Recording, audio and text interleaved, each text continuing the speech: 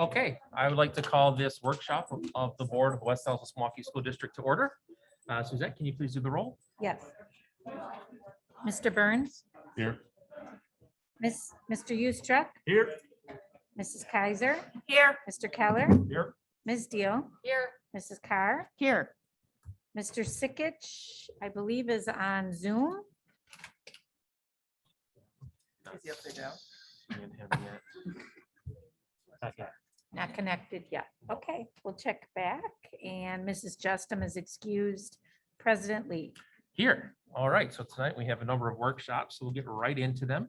Our first one is 3.1 Communication, Community Relations Workshops. So I will say for anyone who's watching at home, we are going to be moving around during this first part of our workshop session. So you will be able to see what we're doing, but unlikely to hear what we're doing, just so you're aware of that. We can't have microphones everywhere. So with that, Ms. Stewart. Yes, thank you. So we are going to jump right in. We're excited to have the guests here tonight from Hoover, Longfellow, and FLW. So we are going to divide the board into 3 groups this time, and we're going to do 10 minutes at each station. So I will give a 2-minute warning, and then we will rotate after 10 minutes. So if you all want to divide yourselves up 2 to 3 per group, and our 3 stations are around the room, and then we'll turn it over to the schools and get started on the showcase. Boys, you're all together. We're together and they're together. We'll go to this table here. We'll go this one. Then we'll go, which way you're going to the back? I'm going just for. You're going left? Yep. We're going back. We're dividing in groups of 2 to 3. Dividing and conquering. Yeah. No, So you guys go that way. no, Brian took us. I don't know. Yeah, no one said so.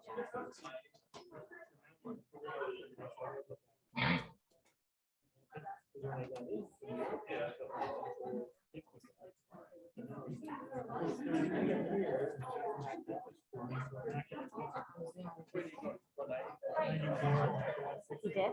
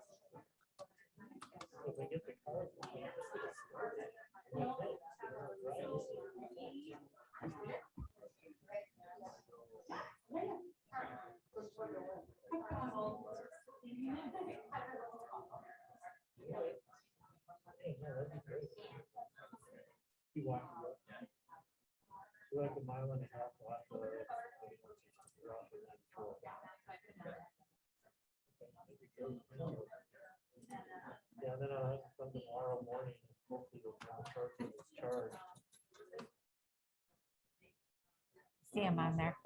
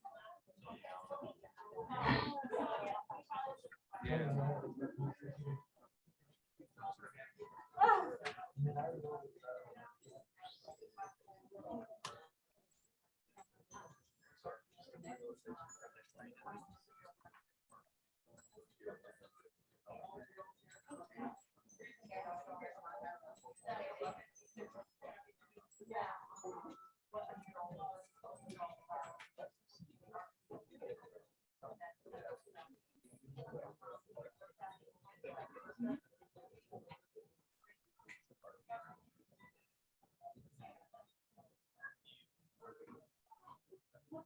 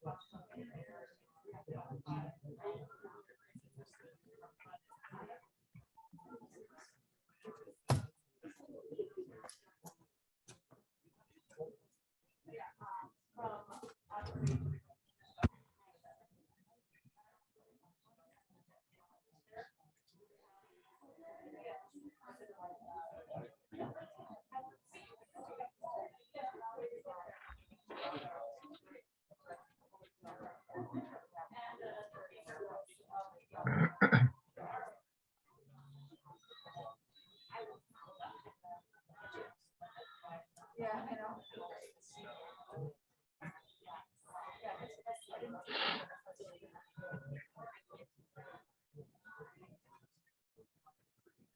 Oh.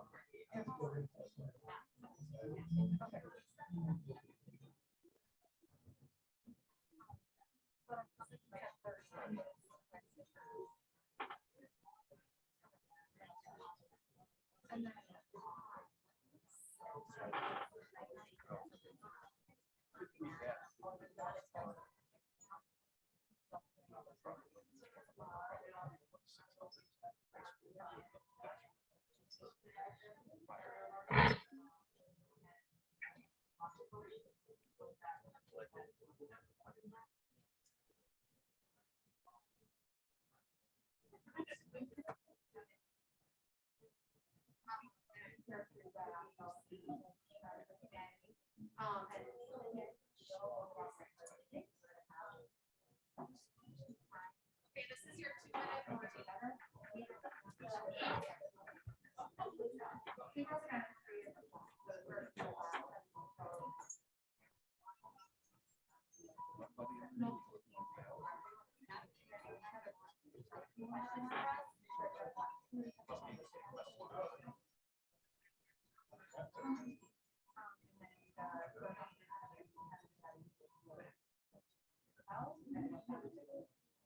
Now it's just arbitrarily. Everyone wants it to be important. So their assumption is that we just have to by them just saying it has to be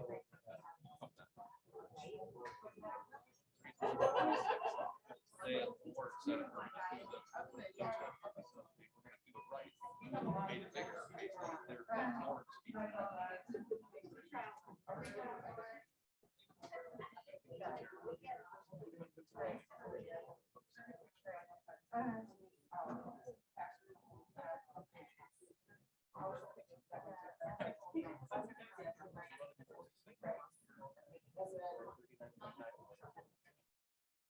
That means you get less. 39.9. Your taxes don't change. And by the way, if you do nothing, your taxes don't change. And the like taxes, your taxes don't change.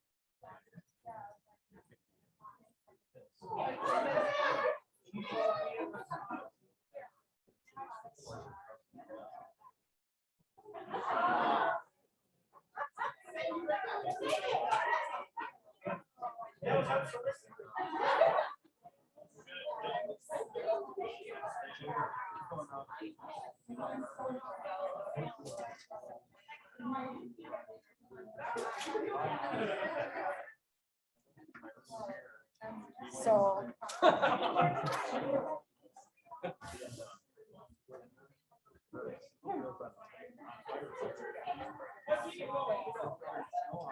You know, I get the real school stuff.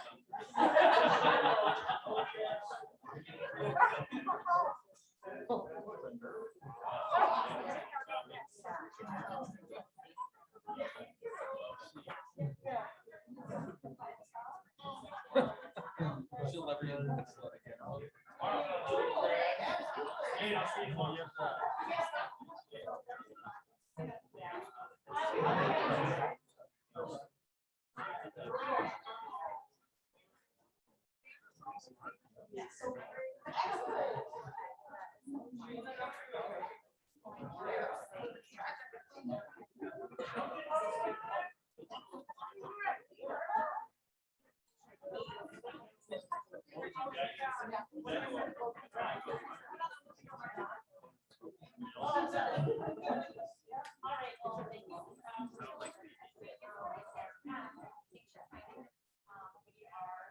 If I go, I call my brother-in-law, tell me where to meet you, and you'll have two drinks in by the time I get there. They'll look at your eyes like crazy.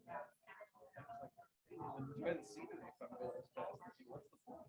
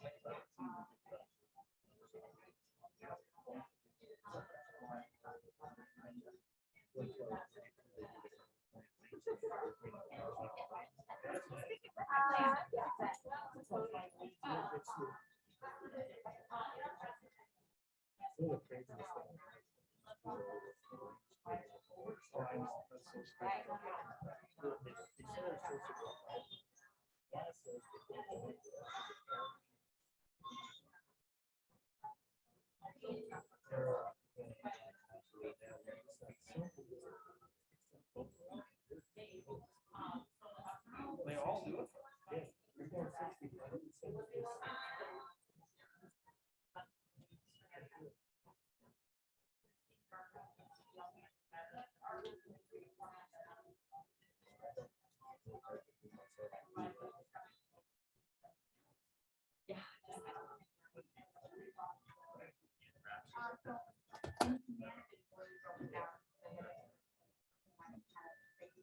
Yeah, I understand why they did it.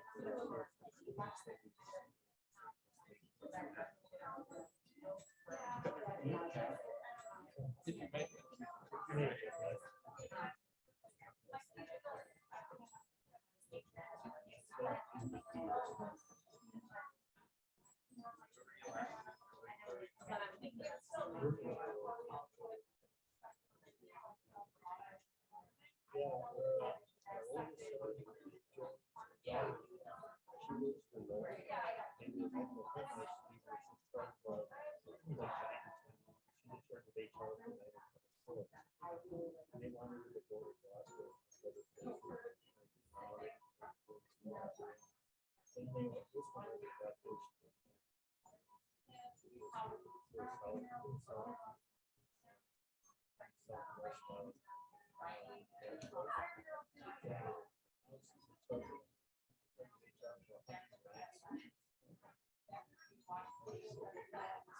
Then she said last week that they decided another so she went down there. Said, you know, I, told them, and here's why, here's the minimum, that's the maximum salary. And she goes, because, you know, don't have to do this job, so you're gonna have to do this. So like, for the cost of it, and I just prefer that number you said before. I was in what she was asking. So they Yeah. Still, they don't really get information before reading, so. When she first got there, going to some Yeah, that's part of Then brought him back to stay with us for what, 10 days. And then drove down to Nashville next week. Before I went down there, I never lived in Brookfield. We lived 2 miles from the River Conservancy, which is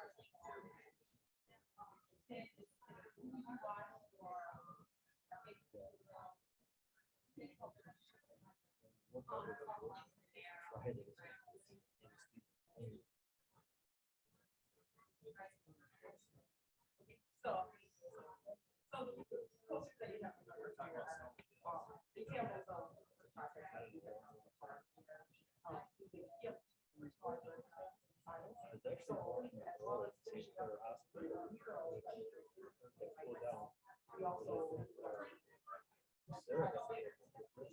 acre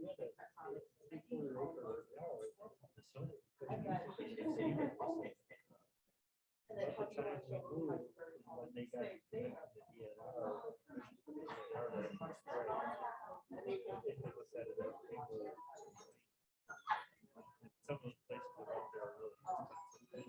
probably yeah, instead of a conservancy, but I mean, you go over the driveway, summer, like a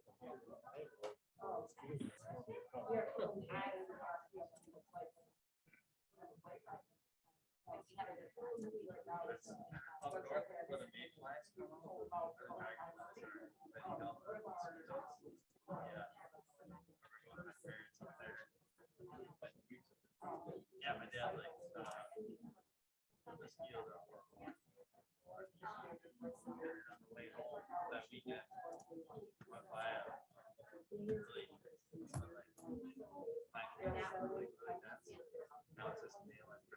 I was like, right on my windshield. They were just hatching. It's like, oh man.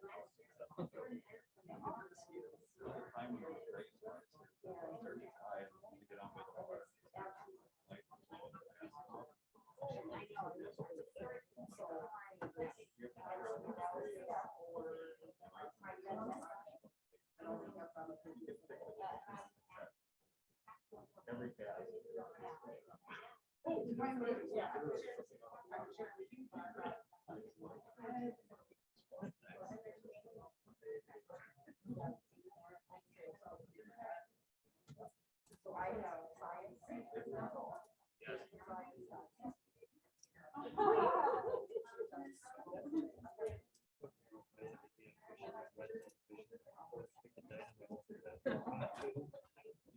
Circle around with the net.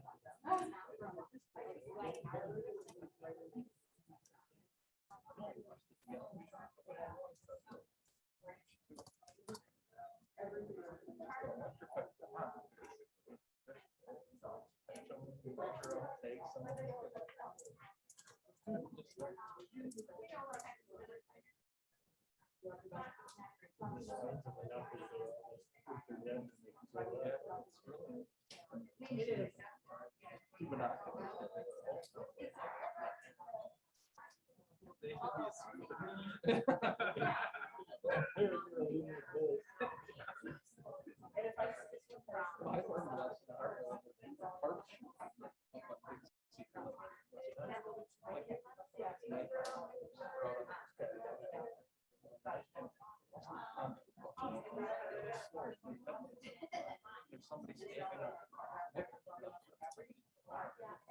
Do you think some people are like, oh, squeezing, grab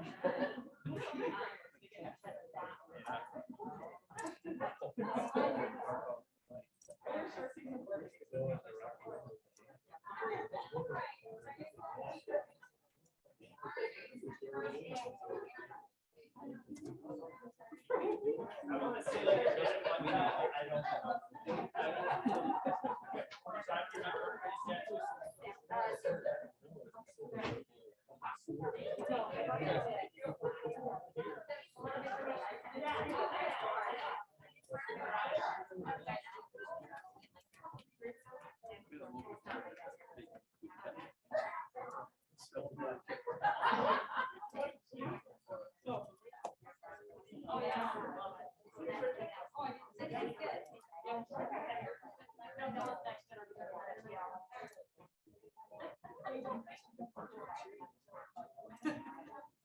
a Dallas or Vegas Knights fan, and I was a season ticket holder of the Harvard Whalers. I grew back, so when I was free, I fan, oh, I knew which I was here.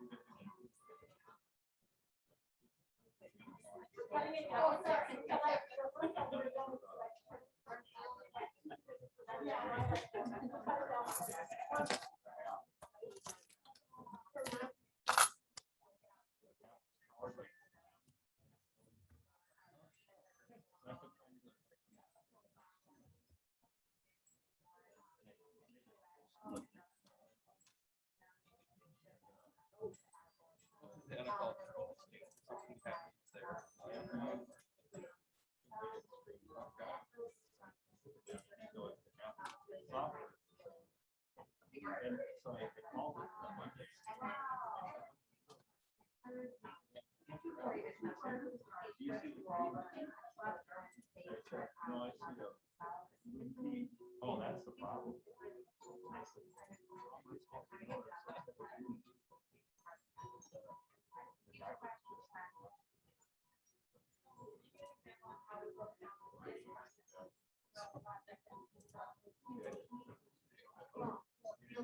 The sun's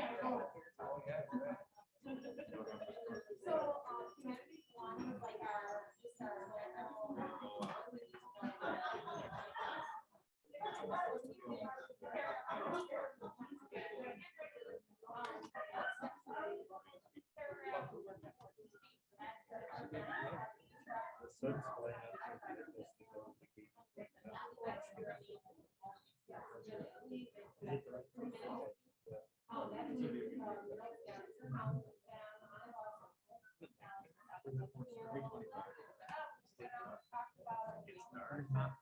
I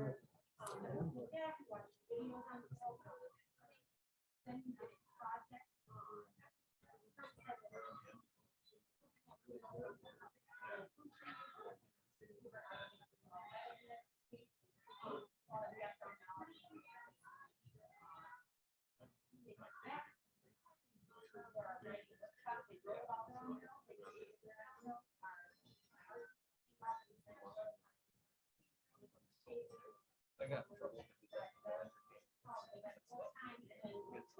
They had it one, now we can get out of all the traffic at 6, at least an hour, not more. Like his mother-in-law, who wants to stay for the 5th floor. You're not one of the 5. Was there on Saturday, so or stayed, jump around. And then these are basically all the Yeah. links to our Yeah, it's a retirement festival. Saturday, all Badgers, right?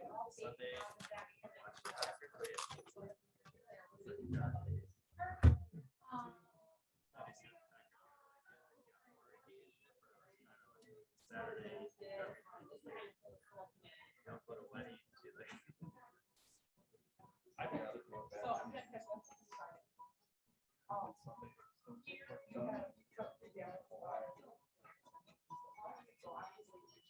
Tear it down, so.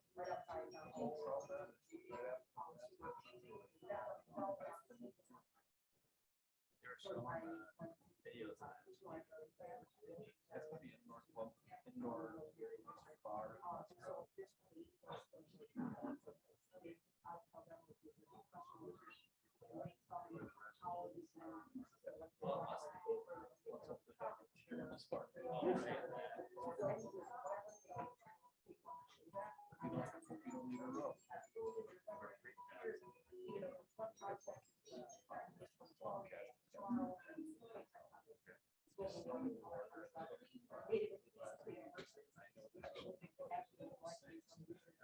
Four other people said we have no availability till 20.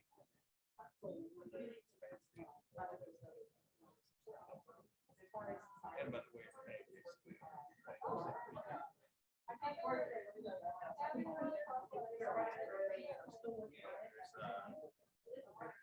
Project we're looking at. That big gas panel. It's like going to see if they're, gas service. They're on like, it's 54 weeks.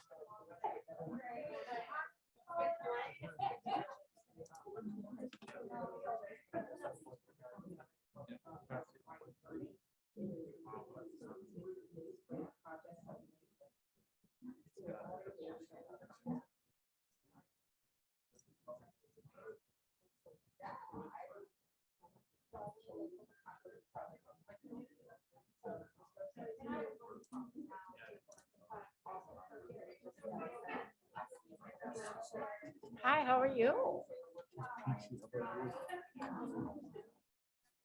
Just for trick or treating.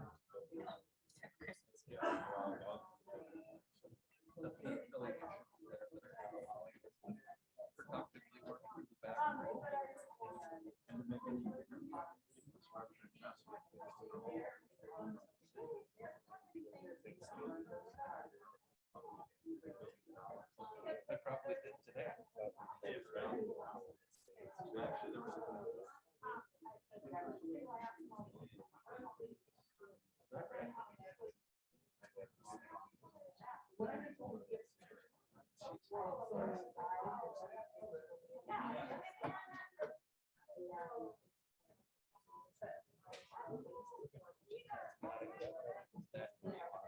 I would think the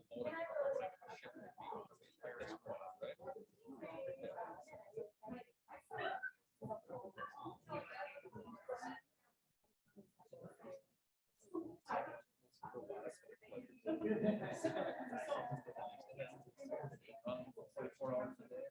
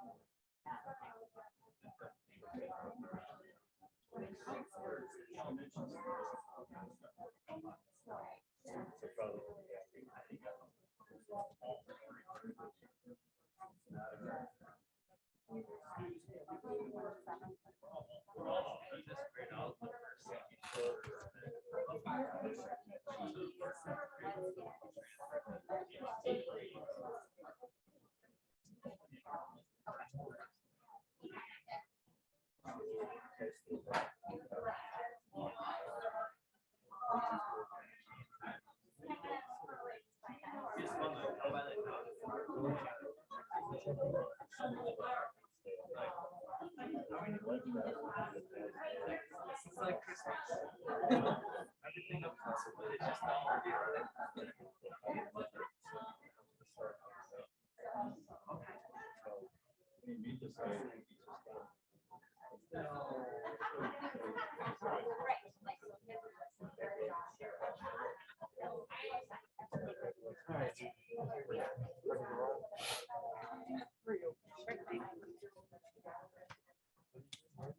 Good.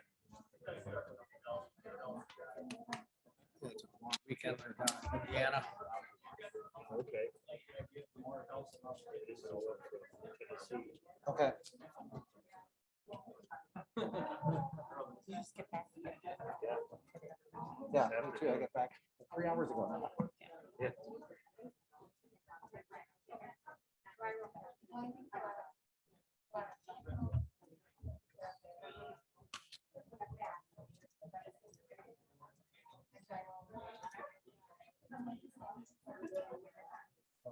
Bill Foster for another. Oh, yeah. Another. Mm.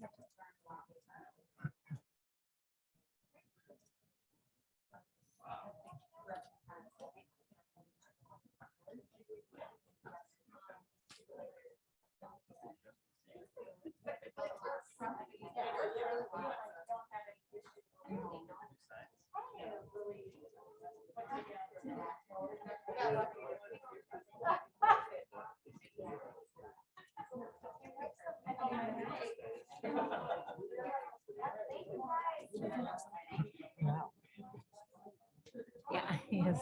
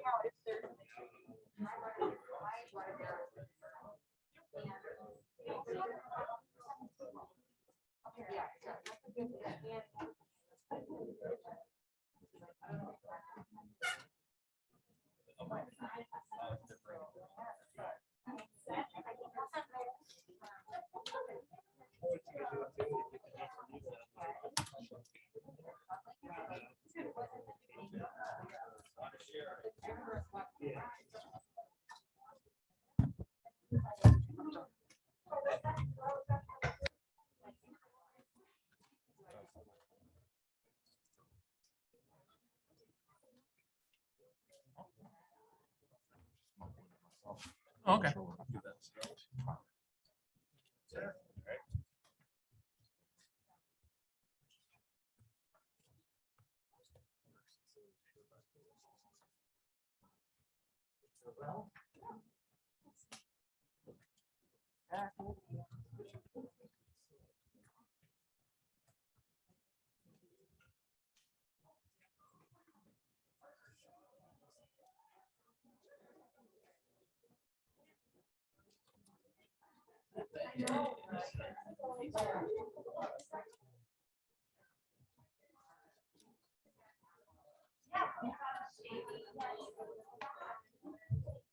And that FLW group is a little unruly over there, aren't they? A little bit.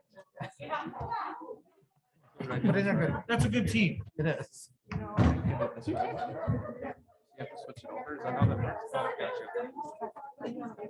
Yeah. All right. Thank you. Check. Feeling I know after a year. Yeah. No, I can't do anything Monday. It's up to the board. Yeah, we're gonna keep moving. Always here. So, welcome back, everybody. I hope everyone enjoyed the school showcases. I think they're very informative. So I want to thank the staff for taking the time to come out here today to be able to show to us a little bit what's going on in your school. So thank you very much for that. Time is of the essence though for one of our next presenters. So to move on to item 3.2, which is our financial stability and efficiency workshop, starting out with the long range facility master plan, community-wide survey results, which are much anticipated. Hey, well, I'm back again. Again, I'm Bill Foster with School Perceptions. My job tonight is to take you through the survey results. So again, we just celebrated our 20th anniversary. We've conducted surveys around the country, and we've done about 800 and probably 40 community-wide surveys for the sake of strategic planning and referendum preparation. So your survey, the West Allis, West Milwaukee School District survey, went out in October. As of, I think this was last week, we had just over 4,000 responses back. About 1,000 came back via paper, which is a great response rate. From a statistical standpoint, I think we're at about plus or minus 1.2 or 1.3 margin of error. So if we got another 4,000 surveys, it might drop down to plus or minus 1%. So it's really locked in from a statistical standpoint. So the question is, who took our survey? One of the questions we have is, do you live in the West Allis, West Milwaukee School District? 85% of our sample said yes, 14% no, which raises the question, who are these people taking our survey that don't live in our district? Primarily two areas. One is staff. We had all staff participate in the survey, even if they don't live in the district, because it's important to get their viewpoints. We also had parents potentially who choose to open enroll into the district who could have taken it, but they're not going to vote. Both those groups are not going to vote, so we're going to remove them from the funding support question. We do include them in questions such as the overall satisfaction question. We look at what is your age. When I look at this slide, I always go to the far right to make sure that our seniors are well represented, and they actually are just about perfectly represented. That's important because when it comes to voting, seniors tend to vote. And our younger folks, or 18 to 25-year-olds, don't tend to vote as much, but this is the kind of layout we like to see when we look at age. We had 606 employees, or 15% of our sample. And we had about 1,843 parents, or just under half of our sample were parents of the district. We also asked in which community do you reside, and about 3/4 were from the city of West Allis. And after that, it kind of breaks down. And again, we have that group that don't live in the district. We'll be removing them, those people, from the financial support questions. And in other relationships, I think there was one board member that asked if we could put this question in, which we did. This, in fact, is a place for the graduates, past graduates, and grandparents to check off and say, yes, I'm happy and proud to be part of this district. So when we put this survey report together, what we like to do is everything that was in the actual survey, we put into the report. So a month from now, when you're scratching your heads and say, what did that report actually say? Well, this is what it said. It talked about the fact that you've improved your financial situation, that you put together a fact team that identified some issues. One was you've got excess capacity and a projection that it's going to continue to decrease, but much more slightly. You've got some old buildings with an average age over 75. You got some ADA compliance challenges. You got outdated classrooms and support areas. And you've got a pretty large backlog of capital maintenance that needs to be done. So then we went to this idea of right sizing the district by reducing the number of buildings, consolidating operations, and renovating schools. We then get to a question, would you support a plan to right size, update our school district? Here, what we did was to remove any bias because we're actually overrepresented in our sample with staff and parents. We break it into 3 mutually exclusive subgroups. The first is being staff. Staff is in red. And 69% of our staff said, yes, we should right size. 56% of our parents. And then we have our, what we call our purple people. And the purple people neither work in the district nor have kids in the district. And as a board member, you should put more emphasis on the purple people because they represent the majority of your voters. And so we're at 69, 56, and 49%. So better than 2-to-1 support really across the board for all groups are saying, yes, we like this idea of right sizing. So then if people like that, we've got a plan that we went back, proposed, and we told them what would be done at the elementary, intermediate, and high school level.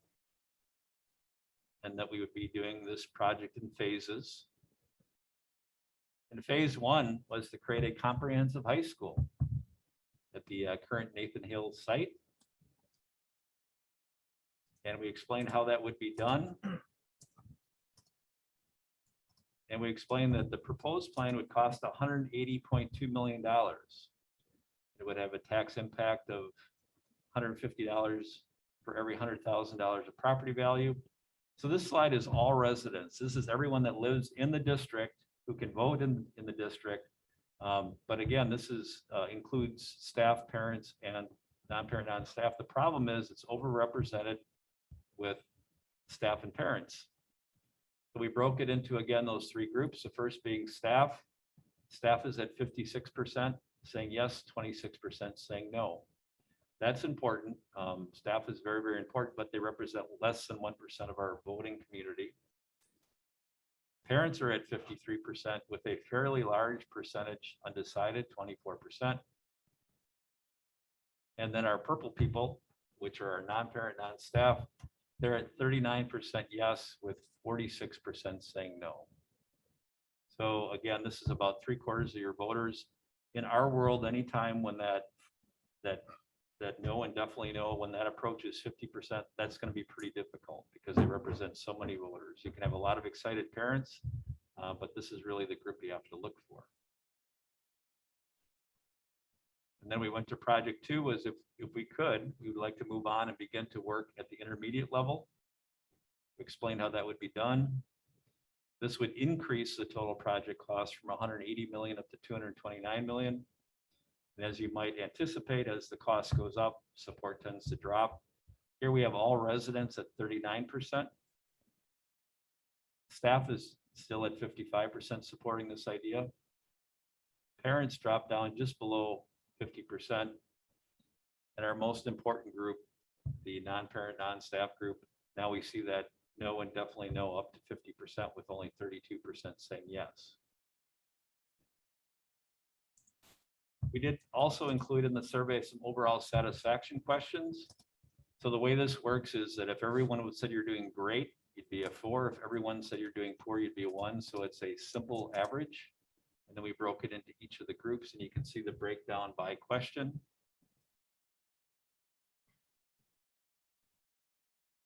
And then we had one overall satisfaction question. How likely would you be to recommend the district to a friend or family member? And you ended up at a 6.04, which is, you're over 5. You got the majority at neutral or better. This is an important question because people who tend to be satisfied with the district are also tend to be more supportive of proposed plans. If you've got an issue or if you're in that below neutral, there's a high correlation between those folks and people that are not going to support a proposed plan. So we did a survey. What did we learn? A majority of respondents support right sizing and updating the district. So in concept, kind of what you had put out there as a board, as a district, people say that does make sense in general. And while there is support to move forward with one comprehensive high school, at this point in time, I don't believe the $180.2 million investment would garner support. I think it's a bit too expensive.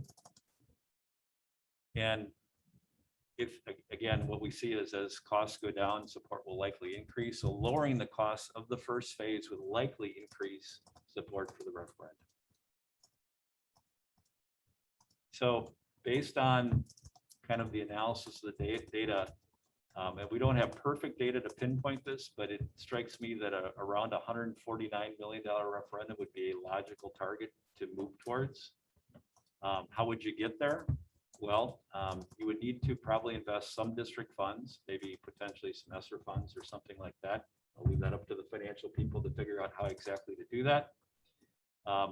You could also explore partnerships to fund aspects of the project, such as equipping the technical education areas or things like that. People like to see those partnerships that can reduce tax impacts. And probably the most obvious issue or item within the entire plan is the pool. And that's something that certainly could be done in a future phase. There could be a dotted line where exactly where that would go, and that would pretty significantly reduce the cost. The other reason why this makes some sense is that when we put the survey out, we had anticipated a projected mill rate. As it turns out, your mill rate in October actually was approved at a lower level. So now, if we go back and look at this, $149 million referendum would result in a tax mill rate increase just below the 2020 level. So, I don't know if that makes sense to people, but all of a sudden that seems like a reasonable target or a reasonable number in terms of it's still certainly an impact, but now we're down to $1.18 versus $1.50. So that's pretty significant reduction. So that is to me, a logical plan. We'll have to leave it up to the construction folks and the architects to see if it's doable and how that would be done. But I think that's what we learned from your survey. So questions on that?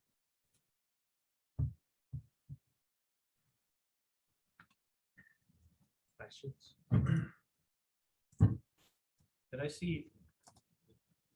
What did I see the story of our financial management? What was the score on that?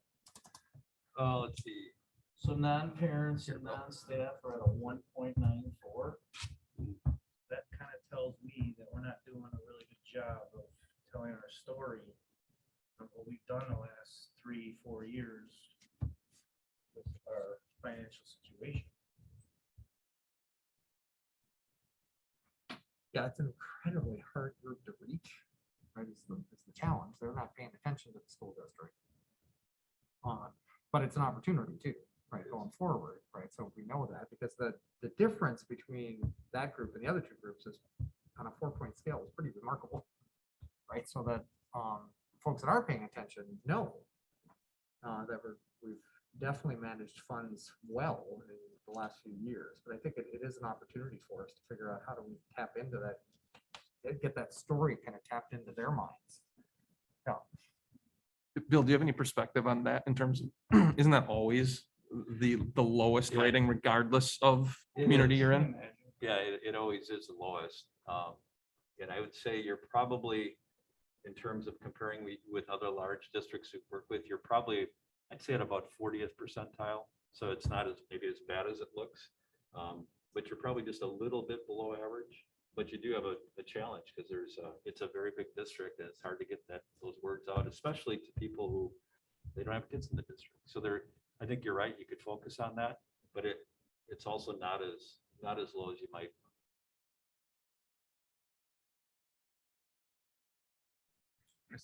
I guess it's more of a thought in my head for communications. Can we get a blurb that we can all put on our social medias and start getting that word out that we are debt free. We do have these things where people stop, so we can get the word out there, I guess. 'Cause I can preach it to the cows come home, but I just don't feel like we're getting it out there. You mean on our Facebook pages, on our? Yeah, district anywhere we got, Facebook? yeah. District, or if you have a personal one for your board member use.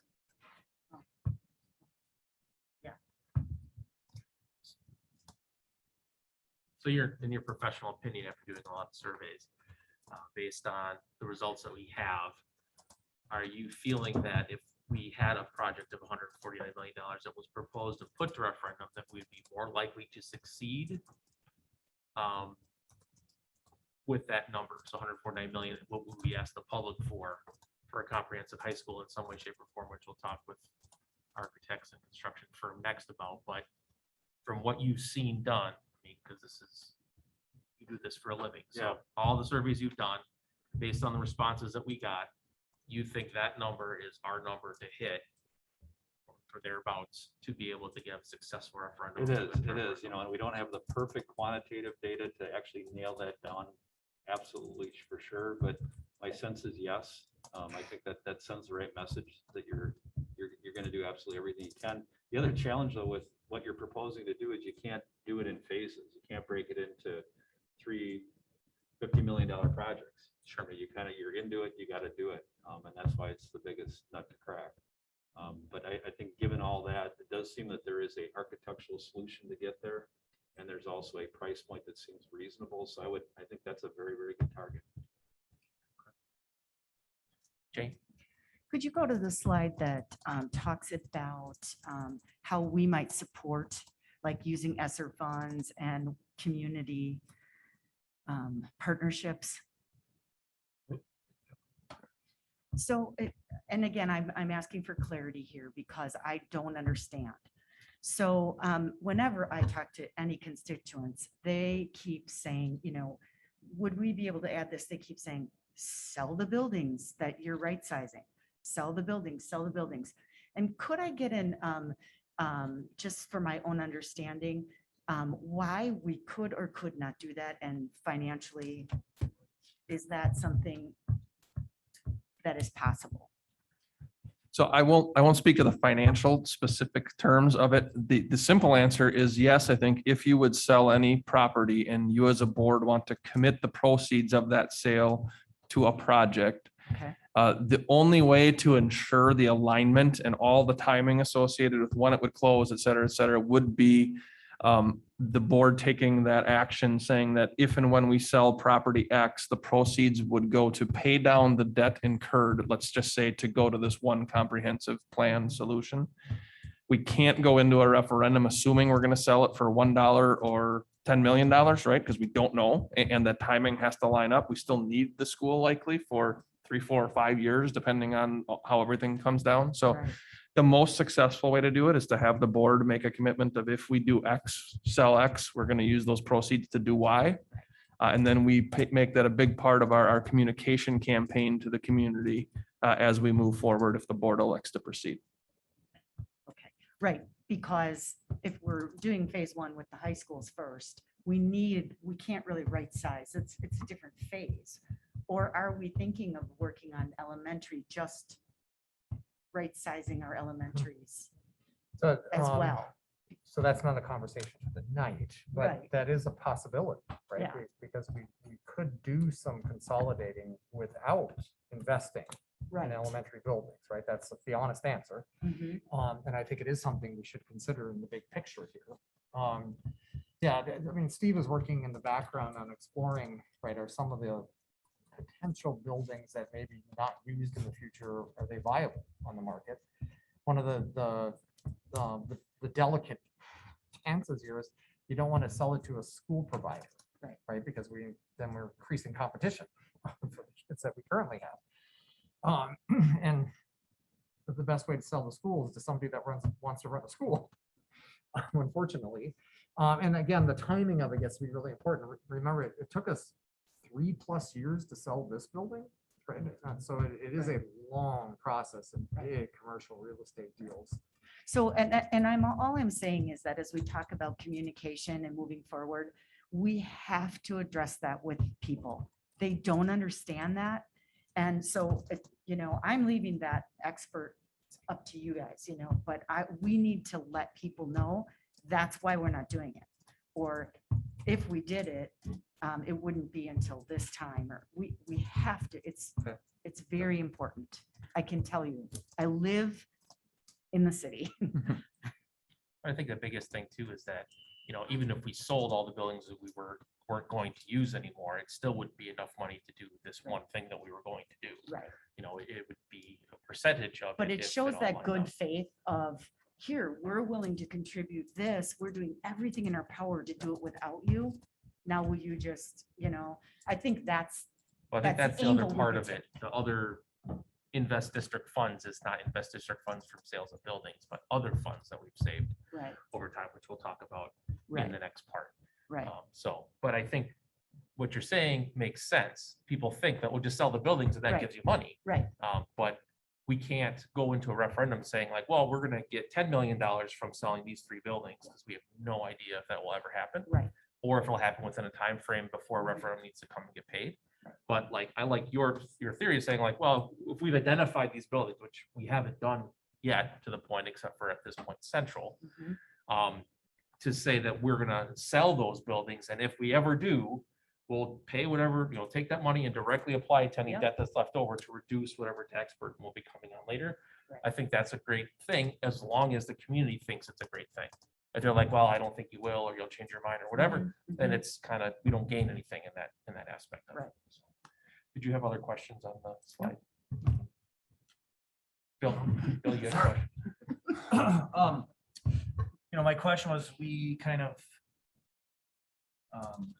did the west side high school project and the east side middle school to try to create a vibe within the city. Do we feel that by going to one project, being the high school, would that change what we've done here based on the fact that we wouldn't have that east side project lined up? It's a great question, and the honest answer is I don't know exactly, but I think what you've done a good job is communicating a phased approach. So you're saying this is the first step in a long-term master plan. And I think people are kind of on notice now that the next investment would be in another part of the city. But you just can't do it all at once. So I think your commitment's there, your plan's there. So I don't know is the answer, but I suspect people go, okay, well, we have to begin. So we're going to begin. And other people are going to say, no, I'm not going to support it. Maybe there's some, but I suspect the vast majority would say, okay, this is a logical first step.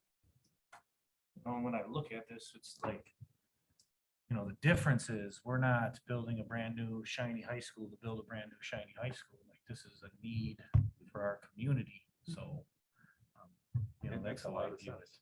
it. I also think too that everyone will eventually, unless their kids are already in high school, will be in the next couple of years. Regardless of where you live in the district, you'll eventually use that high school.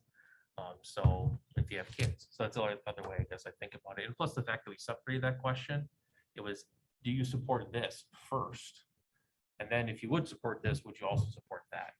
And so if it was lower and then higher, I think that what you bring up might be a pertinent point, but since it was higher than lower, mainly because of cost, as we already discussed, but if there was a lot of people in West Milwaukee, you're like, well, I'm not going to support anything if it's not doing something in West Milwaukee or on the east side of the district. I think that we might be getting there. Jeff, did you have any questions? No, No, I do not. I can't hear you, but I guess he said no. All right, sorry. Bill, did you have more? No. questions? Hey guys, anyone else have any questions about the survey part of this? Because we still have other parts that I know that someone has to leave for another meeting. Any other questions regarding the survey results? Okay. Great, thank you. Well, thank you so much. And if we have other questions, I'm sure we can get a hold of you here.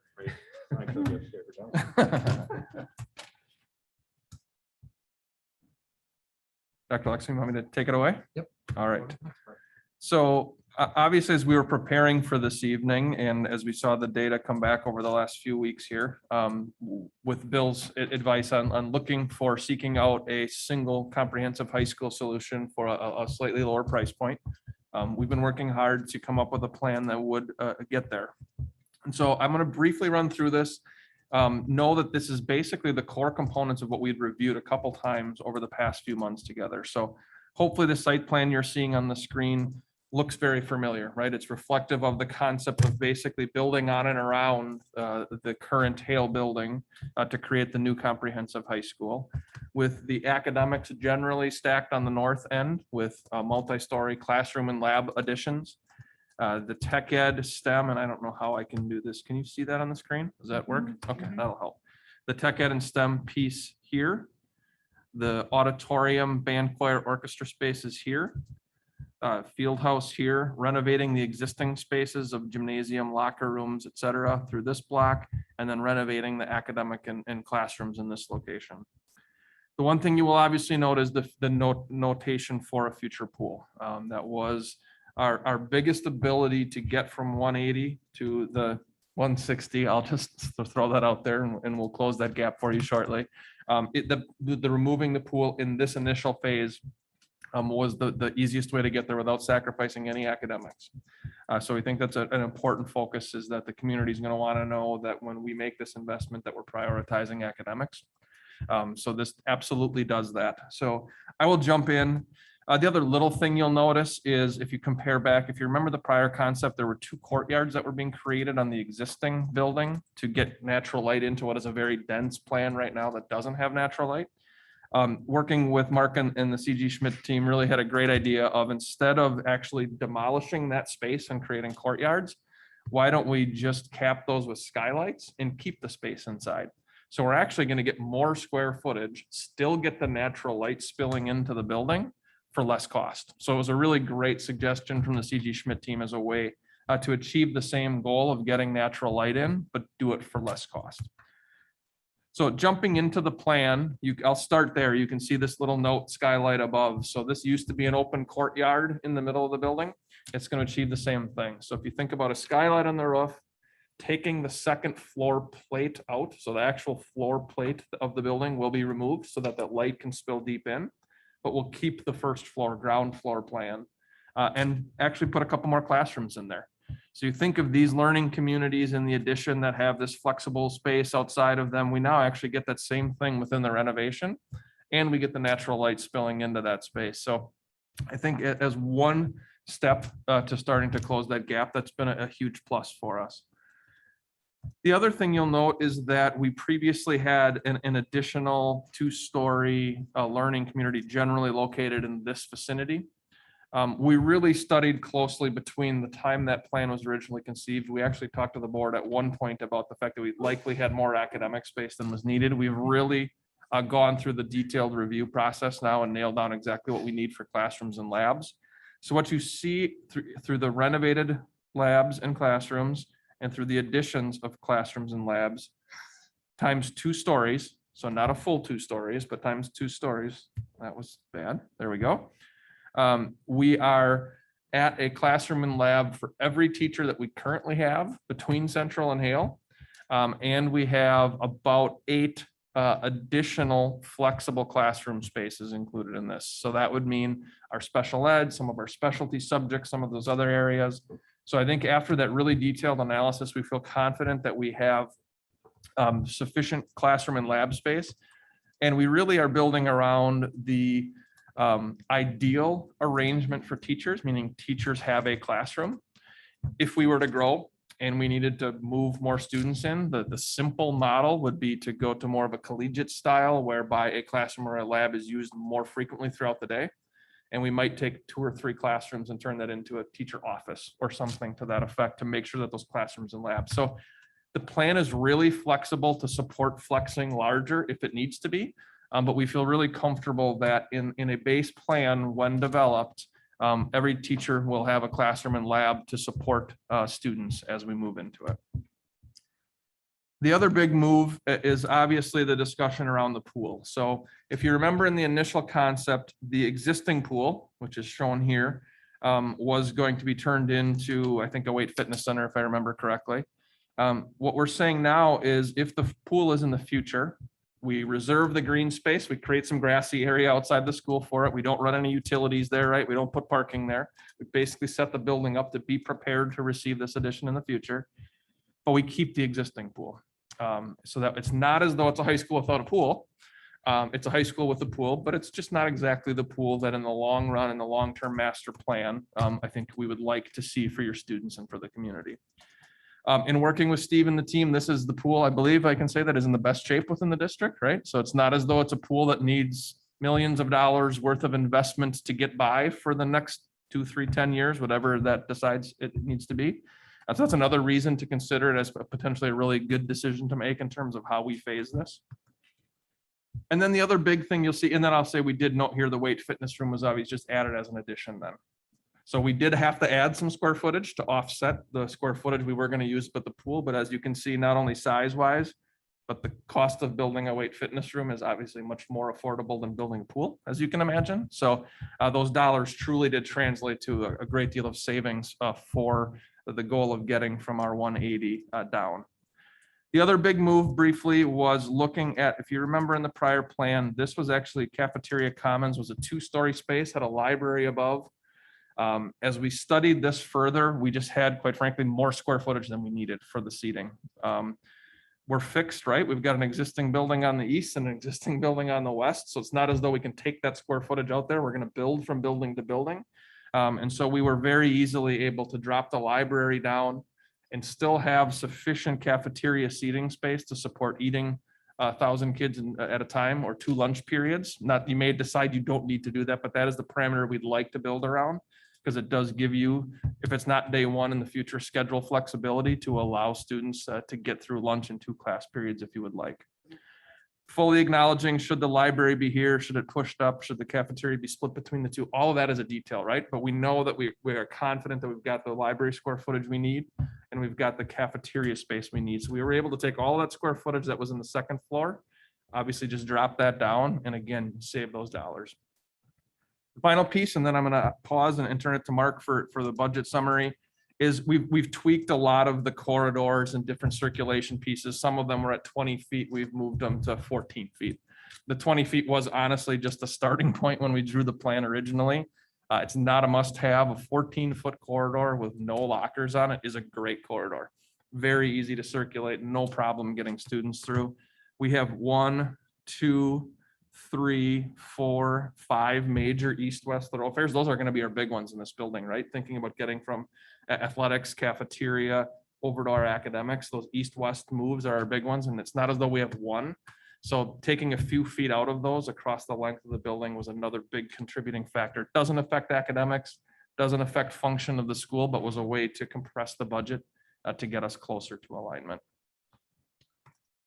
So the other piece I guess I should point out, and I didn't, is we previously had the office located on the east side, or south side of the plant, right side of this plan, south side of the site. It was really the only place left when we had a 2-story academic addition here. It wasn't perfect. We ideally want the office and our building level leadership closer to students. And so this is really a better place for it anyway. It's intentionally split where we'd have a presence on the 2nd floor for those administrators have quick access to students, and on the 1st floor. And then if you see the site, this little parking lot and drive didn't exist. So you can imagine a bunch of these striped as visitor spots, right? So during the day, anybody that's coming, a parent to drop something off, real simple, jump in, park, drop off, and go again.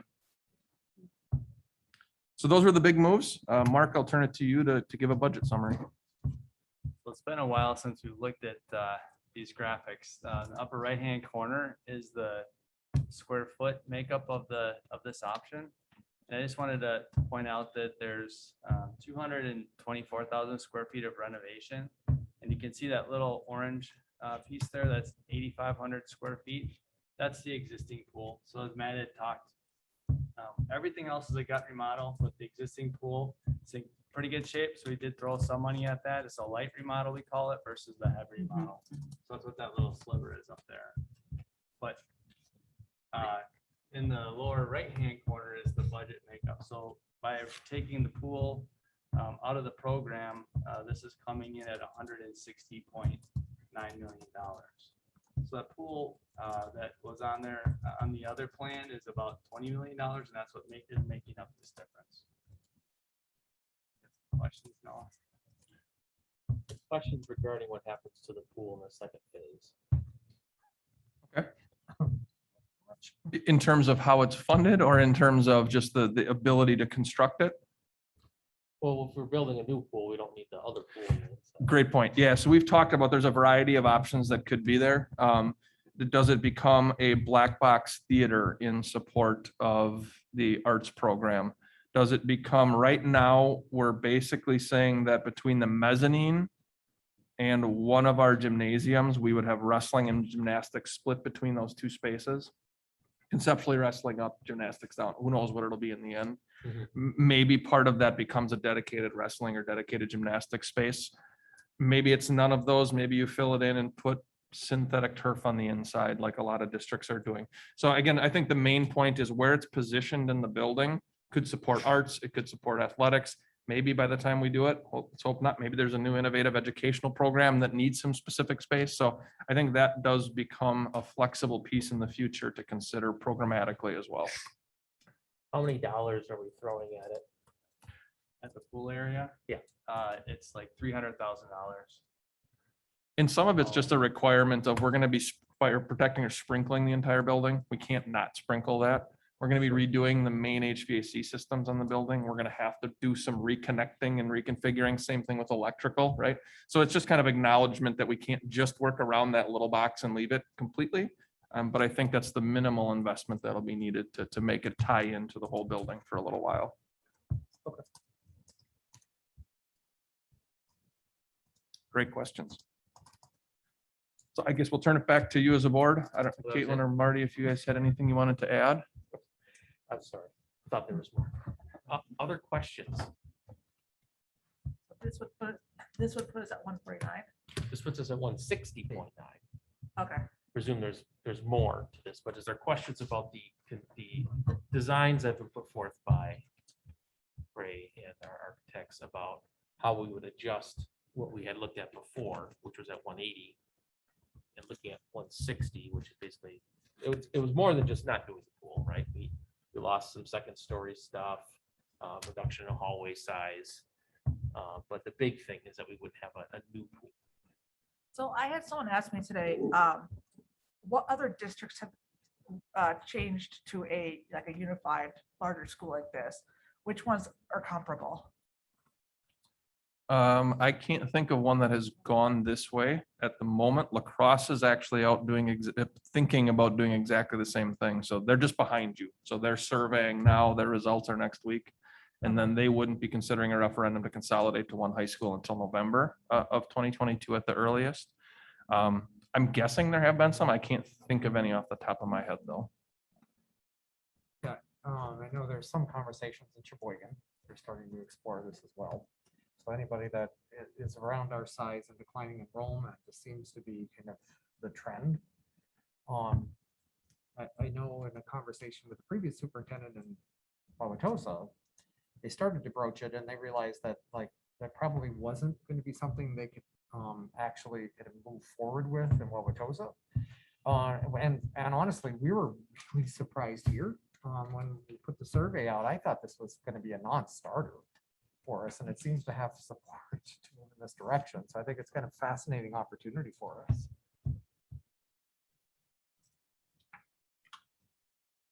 You know, when we first started doing this, the first draft of this started coming out, you know, in my head, and as you go through these things, it's the give and take. And so I always envisioned the $180 million option being the bells and the whistles and everything that we could possibly imagine and want. So I'm actually pleasantly surprised that, you know, I figured we could knock some off the top, try to work it, but I come to this and seeing the changes, it's really not all that different. Maybe some different learning spaces and aesthetics and the way it feels, but upgrading the facility and I think we did a nice job, and I know what I expected to have happen. That probably not get our first choice. Yeah. Doesn't seem unusual to me.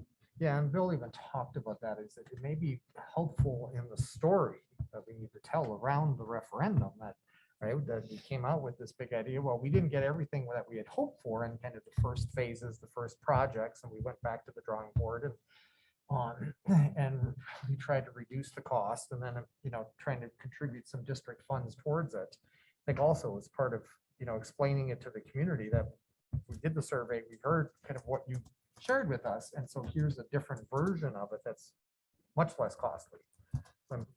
I'm hoping that, that we can create a narrative around it. Again, we're going to be working with, Donovan Group that does a lot of this kind of work with districts all over the country in terms of shaping the story and the narrative and the outreach. So we get some professional support on that side of this work. Marty, do we publish the survey results for people? We can. Yeah, I would encourage that we Right. do I'm make them thinking- publicly available. Yes. I think it might encourage people to see that we had quite a bit of support. Yeah, we can put that, we put everything else up on our Mhm. facility master planning page. So yeah, Amanda and I can work on that. And it's probably even worth doing it.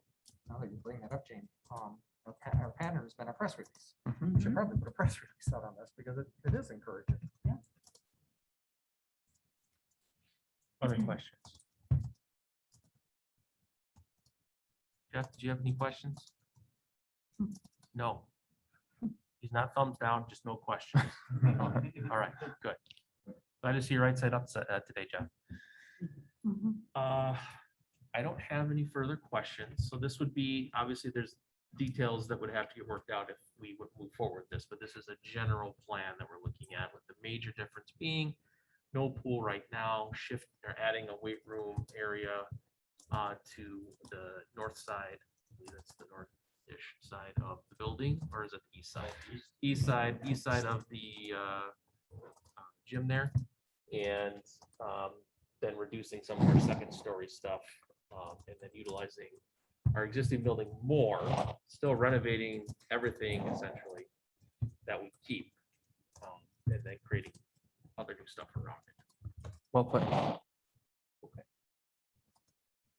No other questions, and I guess move on to how we get from 160.9 to 149. Yep, so I'll start with just the Fund 49 piece, and we talked about building sales. So we sold this building that we're in our neighboring buildings, and like Decker, that took 3 years for us to sell these buildings. When we did so, we received $6.6 million in revenue from the building sale. And we put those funds in a fund called Fund 49. So we know our funds in the 40s. We often talk about Fund 46. Fund 49 and Fund 46 are capital improvement funds.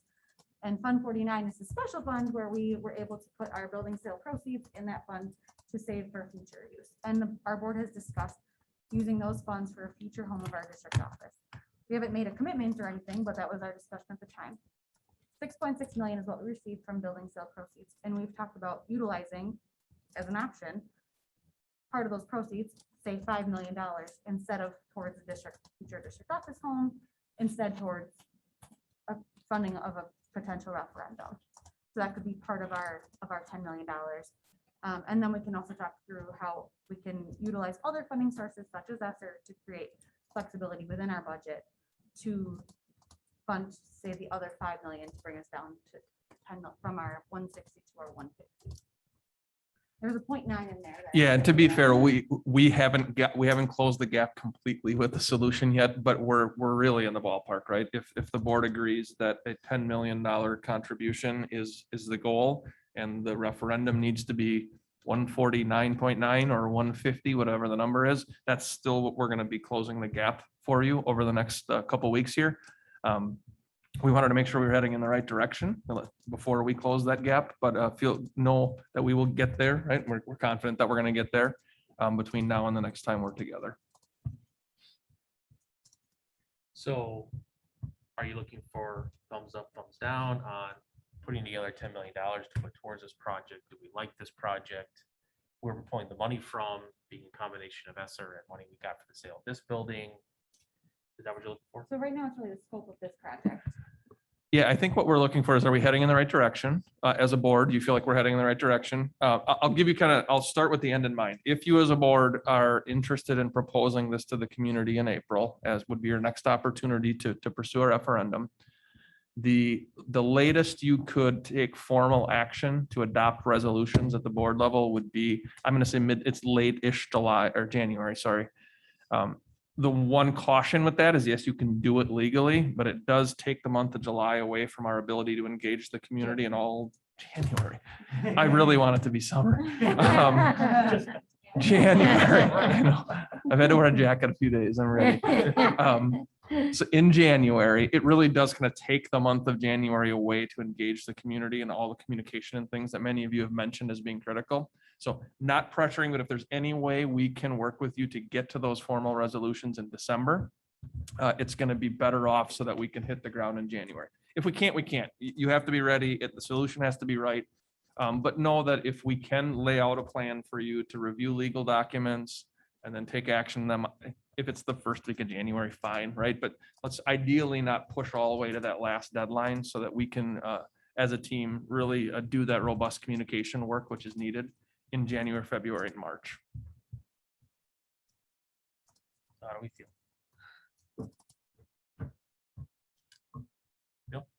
I support trying to find the $10 million through the sale of this building and the ESSER funds, and it shows some commitment on our part. And if we can come up with the, verbiage on how we're gonna put future sales towards what we're working towards as well, I think that shows the community how important right sizing is to us, and how important it is to our longevity and our overall vision and our overall how are we going to stay relevant for a long time coming? I mean, things are constantly changing. And, we do know through our studies that we're not going to increase our population by a significant amount. We know we're going to probably be right in the same ballpark 20 years from now. So I think if we show that to the community that is that important to us, that we're going to put our funds in, our money where our mouth is, that would go a long way, I would think. I'm just wondering if we take the money that we would have used for the administration building, would that mean that we would still stay here?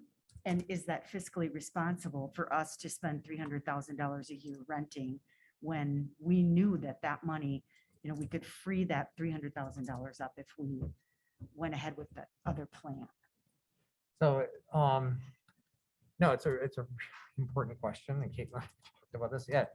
For a school district to be leasing this amount of space is probably not wise long term. Right. If it goes on too long, you can spend the sale of the buildings and leasing the space back.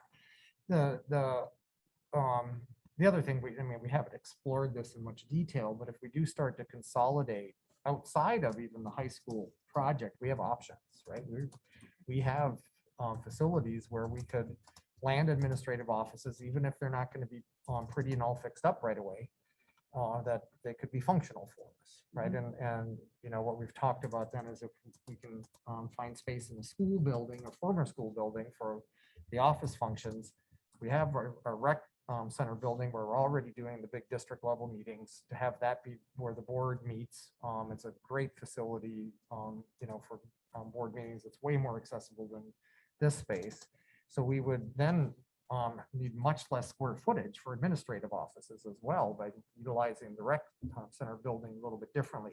So there are interesting kind of options that would emerge if we start to do some consolidating, and it would be wise that we do start to face some of those hard decisions sooner rather than later, because it opens the opportunity. And it's another part of the story for the community is like, okay, so the superintendent isn't getting a fancy office out of this. They're going into a former school, so we can use this money for students, which is all, I think, a good message.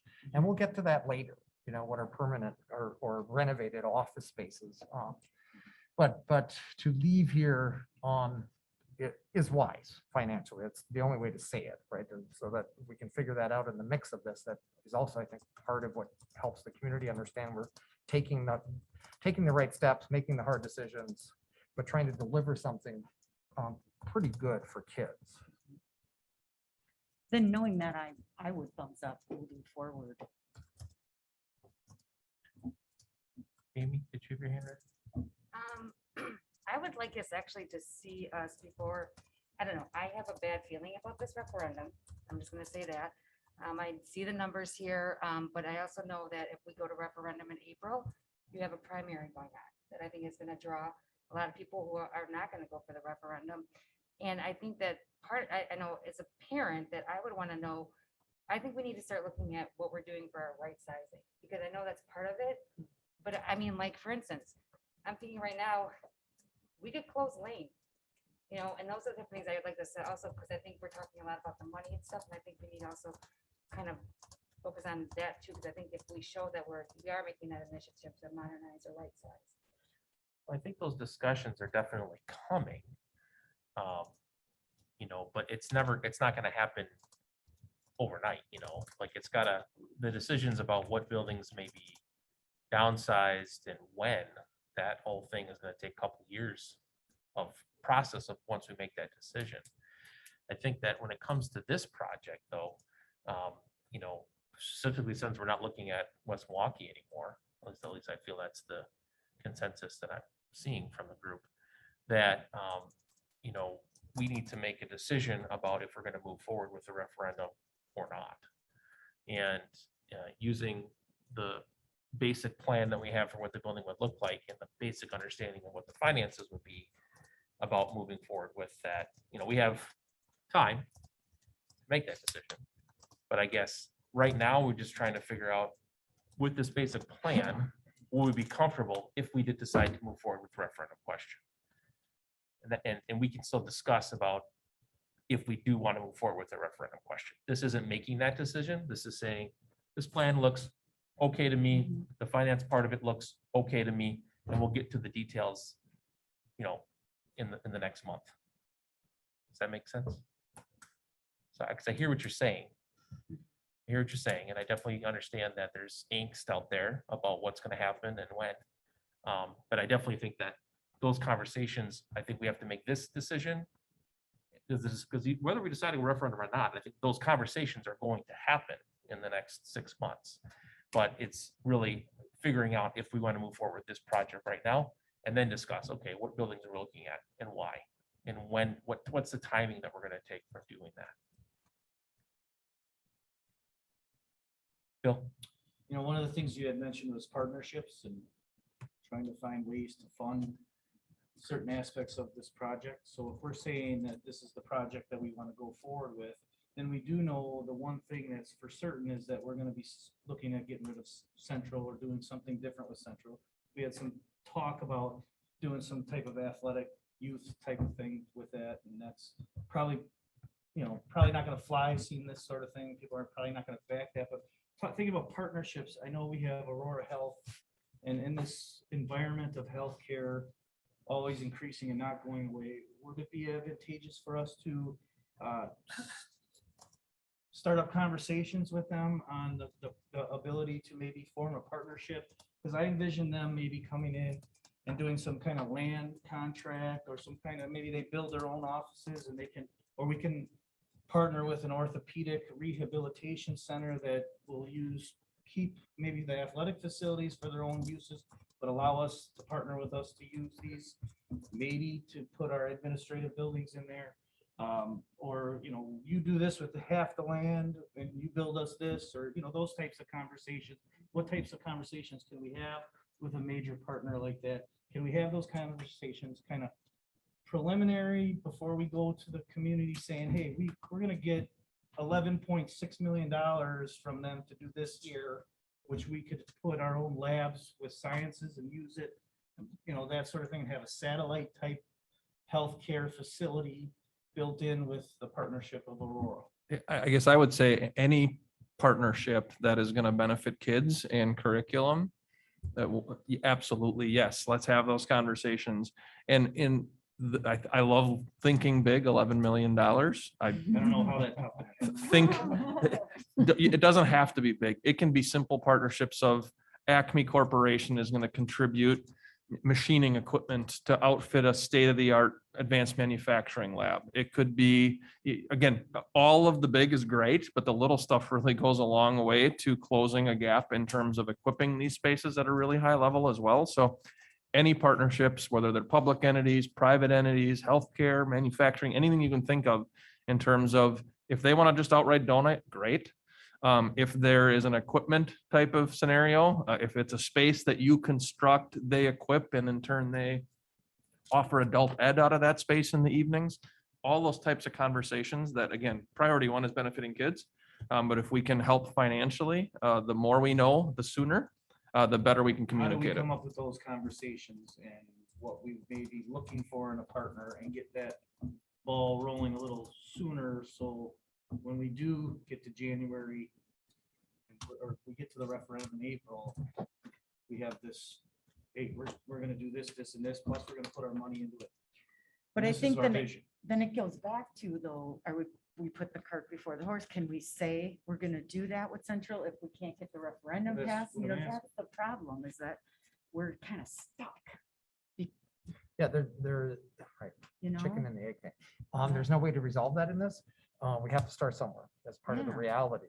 And there'll be lots of questions that we'd like to have answered before we take the first steps. It's just not realistic. But Steve, if you want to talk a little bit about how we're starting to explore some of the things using a broker. Yeah, I've reached out to a commercial real estate agency in West Allis. And actually they have a national presence as well.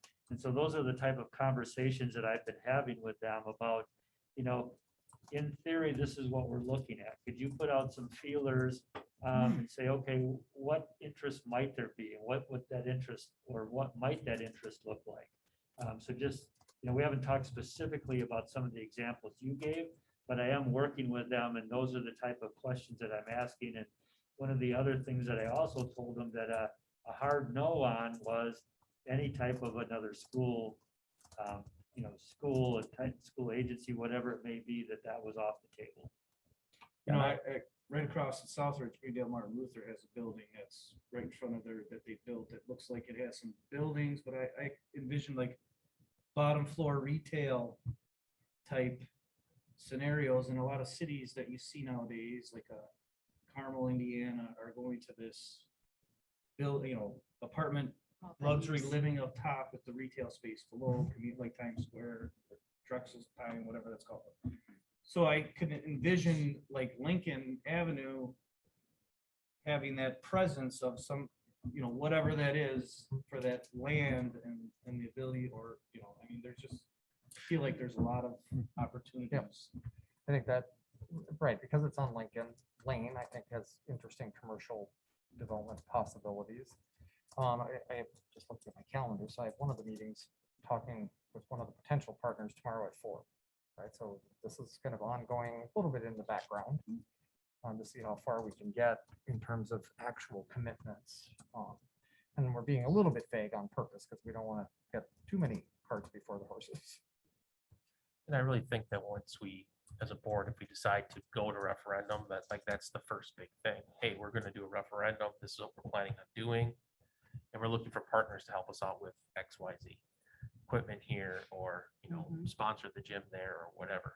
And that's the sort of thing that I think we can start having more, you know, actual conversations about, because then we can be a little more specific about what we're actually planning on doing. But at this point, what we're trying to say is this plan looks good. The general idea of where some money would come from to show the community that we're invested in this idea. We're not getting everything we want. Okay. But we're doing something that we think is going to provide something better for our community as a whole, and upgrade all the spaces for our high schools students for the years to come. So that's generally what we have to agree with now, so that our team can do more work to get those extra specific details figured out, and have a good plan about where the financing is going to come from, so we can get to the number that we heard from the survey we should get to. And then we would have all that information, and then we'd come to the question, yes, we're going to go to referendum, and this is what the question is going to be, and this is exactly what we're asking for. So we're not doing that now. This is just general. So there's a lot of if, ands, and buts right now, but we just have to have an idea. So do we think in general that we're okay with this? Jeff, I'm looking at you too. Jeff is a nod yes. I've heard a yes from Bill and Jane. Brian shaking his head. Kristen, Amy's all right. Brennan, he's good. Yep. Okay. So those, if you thought these were donuts, they're not. I'm sorry. These are just paper copies of the plans. We went through them quickly. We want you to obviously take a copy tonight, spend some time with them. More questions, more thoughts, please share them with Dr. Lexman in advance of the next meeting, and we'll be happy to address those out of the gate next time we're together. But great conversation, great feedback this evening, and we're looking forward to the next steps. Okay. Awesome. Thank you so Board. much for your Great to see all of time. you. And I believe we still have Yep, Esther. ESSER. So we'll move on to 3.2.2, our ESSER funding update. Speaking of money.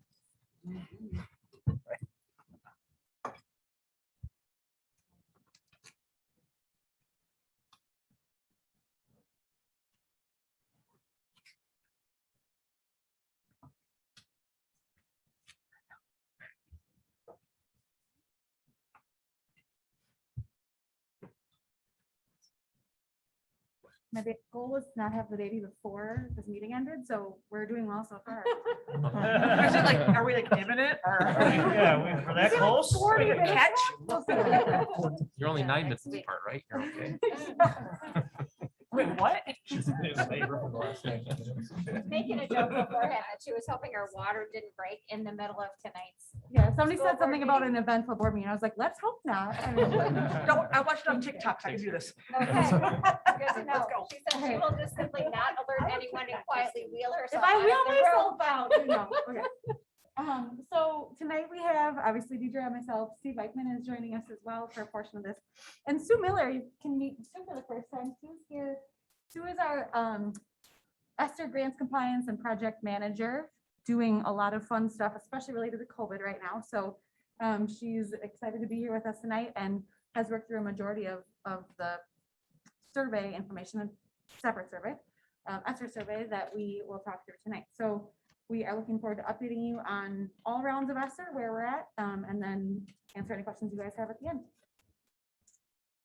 So we'll start with our agenda tonight. So we'll go through an overview of all of our 1, 2, and 3 ESSER fundings.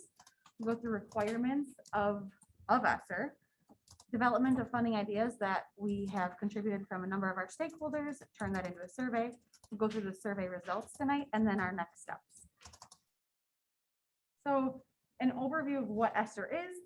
ESSER is our COVID relief funding from federal government in response to the pandemic, and it stands for Elementary and Secondary School Emergency Relief. These funds can be used to prevent, prepare for, or respond to the COVID-19 pandemic, including its impact on the safety, social, emotional, mental health, and academic needs of students. So those words come from the guidance directly from ESSER, and it's just important to remember that these funds are one-time funds. So a lot of money one time in order to help us prevent and prepare for and respond to the pandemic, and not ongoing. So they will end at some point, and they go fast. So it's kind of an unprecedented amount of money that we received at one time, but there are a lot of needs that we've had to address already and moving forward. So this slide breaks down the 3 rounds of funding, the dates that we received, that the time frame that we can spend the dollars within. And then you'll see, okay, so I'll just go through each one. So ESSER 1, the first act was the CARES Act, the performance period, meaning this is the time frame in which we have to spend the funds. Ultimately, it's the 21-22 school year, which is this year. The total amount you're seeing there to LEAs, that's local education agencies. So ultimately, those are schools. Those big dollar amounts, 174 million, 686 million, 1.5 billion. That's the total amount. Our numbers that really matter that we received, our allocations, are at the bottom of this slide. So the 1.6 million we received from ESSER 1 funding, 6.6 from ESSER 2, and 14.8 from ESSER 3.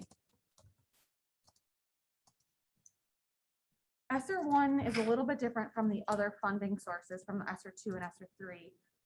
In one main way is that we have a proportional share that we have to allocate to our private schools. In both ESSER 2 and ESSER 3, the state is handling that, but just like we have with our grants that Leadership and Learning manages, they do a lot of work with our private schools. And we had to do the same thing with our ESSER 1 funding. So ESSER 1, we had an allocation of about 1.66 million. We had, you can see the breakdown between our schools, about 1.5 million, and then our private schools, 168. And then our spent to date, you can see those numbers. And then the amount remaining, our public schools. So our school district has about $450,000 left of those funds to spend. So the needs that were met with these ESSER $1 is the emergency response to COVID-19. So think back to the beginning of the pandemic. Holy cow, we're buying plexiglass, we're buying chargers, we're buying devices as we need to, we're buying hotspots. We're planning to come back to school where we have health emergency room monitors to help monitor symptoms of students coming back to our building. So that's like, these are our emergency needs, preparing our facilities for the safe return of our students and staff to in-person instruction. We then had ESSER II funding. So, and we didn't know, going back to the very beginning, we didn't know any of this was even going to come. It's a pandemic, everything's unprecedented. We've heard that word 1 million times. And we received ESSER I funding. And then all of a sudden we hear about ESSER II funding and then it happens. And then we go for months and months. And then all of a sudden we hear about ESSER III funding. So all of this stuff just kind of kept happening. And we didn't know in the beginning that the additional waves are going to keep coming. So regarding ESSER II funding, our allocation there was about 6.6 million. To date, we've spent about 1.8 million, and there is a large contingent of almost the whole remaining amount on planned expenses. So there were a significant amount of needs that were met and will be met with our ESSER II funding. And you'll recall that these go for a few more years. So this isn't just 21, 22, not just our current year, but this is for a few more years. So we have our technology and virtual learning needs, updating curriculum and academic resources, staff to support academic and social emotional needs, re-engaging students in summer school. So we had a revamped summer school program this year. We transported students to summer school. And then we have unique school building needs. So within our ESSER funding allocations, schools received an allocation for their own building, and they each have unique needs. Some of them, they need another Chromebook cart or an iPad, another lot of iPads, or it was masks with their logo on them, or it was wipes because that's what's going to keep our classrooms the cleanest, and students in high school could, clean their own station after their period, since they're all switching desks or things like that. So we met a lot of our needs currently and planned for the future with our ESSER II funding, which leaves about $50,000 left of unallocated or unplanned expenses yet for our ESSER II funding. Which moves us into ESSER III. So our ESSER III allocation is about $14.9 million. And this one is yet to be even available for us. So all of our grants, most of our grants go through a DPI portal called Wise Grants. And we have our budget in there. We have to, that's where we document all of our planned expenses, and then DPI has to approve them. We do our claims through the Wise Grants portal. ESSER III isn't even in there yet. So this is our allocation that we've been allocated, but we're waiting for the DPI to finalize everything through in the Wise Grants portal. They're waiting on the feds. So at some point we will receive, likely in December, our $14.8 million to be spendable to us. So Deidre's going to talk through a little bit of the ESSER III requirements, but we'll focus majority of our time on reviewing the survey that went out, how we even came to the survey questions, and then the results of that survey. So the big kind of prime goals of ESSER III are the safe return to instruction. The big goal of it being to have as much in-person instruction as humanly possible, as often as we could, was one of the big objectives of ESSER III, was to ensure that buildings could be reopened again. So a lot of the dollars are dedicated towards, or should be dedicated towards, those contingency plans of being able to keep schools open. 20% of the funding has to be directed towards what they're calling lost instructional time. So that can be done in a variety of ways, but 20% of those dollars has to be dedicated to curricular resources, staffing, additional supports for students directly into classrooms. And then the rest of it is up to us to determine exactly how we want to spend it. It's as Caitlin said before, it's really designed around responding to the academic, social, emotional, and mental health needs of our students, especially those who have been disproportionately impacted by COVID-19. So families that come from backgrounds of economic disadvantage. Sometimes it's our students of color, our students with disabilities, our students who are experiencing homelessness during this time. So you have to have some, Wise Grants requires Jeff and I to do a lot of narrative explanation and exactly how we're using dollars to target specific groups to ensure that we aren't increasing equity gaps during this time where COVID has, the data has disproportionately affected certain groups. And at the same time, it's created mental health issues for schools and districts all across our nation. Staff are stressed and we're seeing that from everywhere, and students are as well. And so that is not unique to West Allis, West Milwaukee. It's not unique to the state of Wisconsin. It's happening everywhere. So how do we ensure that we're using the dollars to make sure that the teachers and the students feel physically safe in the building by updating some of the air quality pieces, by making sure that we've got the correct ventilation and cleaning and all of those pieces as best we can in our older schools, as well as ensure that the things that are happening in the classroom are the ones that they need right now to meet the needs of students. And I spoke to a teacher yesterday, not one of ours actually, in a different district, who said, I have a very large class this year and they just need everything. I said, what do you mean? She said, everything. They need everything. They need everything from the teacher all the time. So I was proud to share back that we aren't running class sizes quite that large this year, as that was certainly a need for our staff going into this year. So part of what was required with the SR3 is that you get feedback from parents, students, community members, and then local advocacy groups. And so we were each charged as school districts to decide exactly how we wanted to go about doing that. And for us, it was to start with, we did at our leadership team in the summer, we had a big, like, write down all the things you think that you might, if you had the choice and what you'd spend the dollars on, what would you guys spend it on? And they generated quite a few lists. And then we had PTA do that. We had the staff input. We had the union membership do that. We compiled all of those lists of all of those different groups on here are the things. And then Sue got charged with trying to figure out how to get those into kind of clusters or into kind of big ideas, right? So if 5 people said, you know, increase access to mental health care and support students' SEL needs, that all kind of got lumped into one kind of category so that we could get a survey that allowed us to determine our priorities. The survey was sent out to 11,610 email addresses between our October newsletter, and then it was published in our weekly secretary and leadership update. We sent it to all parents, which was 7,275 email addresses, and then to all employees, which was 991 email addresses. And then it was also placed on our website. So that was in our effort to get that really broad representation of all of the groups in our area so that everybody did have the opportunity to provide some feedback. They asked for 2 big questions. And so the asked to rank them in low need, meaning it didn't, and it impacted only a small group number of students. Moderate need, meaning it had huge, bigger impact on students. High needs, meaning it really was needed for most students. And then critical need, meaning it was an absolute and impacted the most number of students, was kind of how we framed the questions. So that we weren't getting a lot of more just my thoughts or personal opinions. We wanted it to say, okay, what's a need and what's the broadness at which that will impact the students that we served.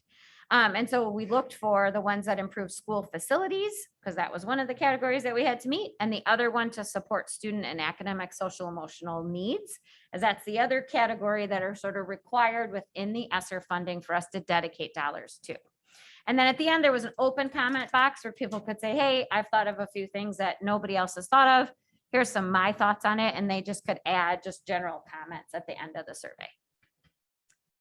The responses we got back, we got the parent responses, community member responses. So parents were 32.9% of the respondents, community members 17.7%. Staff, that was the largest number of percent of respondents at 64.9. Our administrative team filled it out. We had a student fill it out, and then the stakeholder representatives, and then other. So yeah, we didn't get back quite as many as we would have liked, but they all seem to be pretty consistent on a common theme, and they aligned to all of those other piece groups that we met with to get feedback from. So we were pretty confident that this is accurate to what our community is asking us to do with some of these dollars. And I will say too, other school districts have done this in various ways. There are a few school districts that just within our area that we talked to that did it at a board meeting and placed dots and they didn't have 231 people at the board meeting. So we're okay with the 231 contingency that completed the survey. Obviously, we would have loved for it to be more, but when we look at the responses that our neighboring districts have received, this is not out of the norm. Yeah. And so the top 5 critical and high needs areas, 68% were provide additional mental health services and supports. The next one was around that HVAC system, so that heating, ventilating, air conditioning, filtering, purification, and other cleaning, fans and control systems, implementation of a clinical psychologist rotation in our schools, which we are investigating. It's a little bit more complicated than I originally thought, so I'm working on that one. And then upgrade outdoor spaces such as playgrounds, green spaces, and parking lots, because again, although right now nobody wants to go learn in an outdoor classroom, 2 months ago, everybody wanted an outdoor classroom space to use, just because we knew it was a safe place to be without face coverings and outside in a different kind of learning environment. So the buildings that had added outdoor classrooms were really happy they had them, and they got a lot of very good use in the fall when the weather was a little nicer. So this just goes through each one of the survey questions, and we're not going to read through all of these, but you can kind of see the blue was a low need, red was the moderate need, orange high need, green critical need, and then purple was unsure. And so you can see where that's where like some of that information was coming from on HVAC systems and air purification and all of those things. You know, and I thought those weren't always important to us, but I think what we've discovered about some of the science of transmission anymore tells us that those are super high needs, especially in older buildings where it's not as obvious that there's those systems as strong as they are in a newer building. And then it keeps going. So which ones are important to provide for students, and things like after school program, homework hotlines, things like improved recess and social time. So having somebody come into recess and do coaching and mentoring of students and what they're doing at recess. And the one that came up as the significant need across the board were some of the mental health supports and those additional supports in the classroom. Next one was around, again, more of the social emotional learning needs. So smart boards, iPad keyboards, flexible classroom furniture, after school tutoring. None of those came up as huge needs. And then a couple of them, like after school tutoring programs, we investigated a couple of independent tutoring, and just don't know that for the dollars that some of those things cost and the investment of some of our students, we'd be getting too far with some of those things. So we were trying to look at the same guiding principles we use for the return to school plan all the way through, and saying which ones of these are also practical to implement and will have the greatest impact on the number of students we serve. And then it keeps going. So more curriculum, support for English as a second language learner classes for parents, which we have historically done. And we had one several years ago that was really well attended at West Milwaukee Intermediate that we haven't done in the last year, just given the circumstances, but that will come back. Increase pay for before and after school so that we could move them more to enrichment versus more of a open play type of area. And then a scholarship program for before and after school. That was another one that came up as high. We did do some scholarships, as you guys know, for the camps we ran during virtual learning. And that was a lifesaver for some of our families.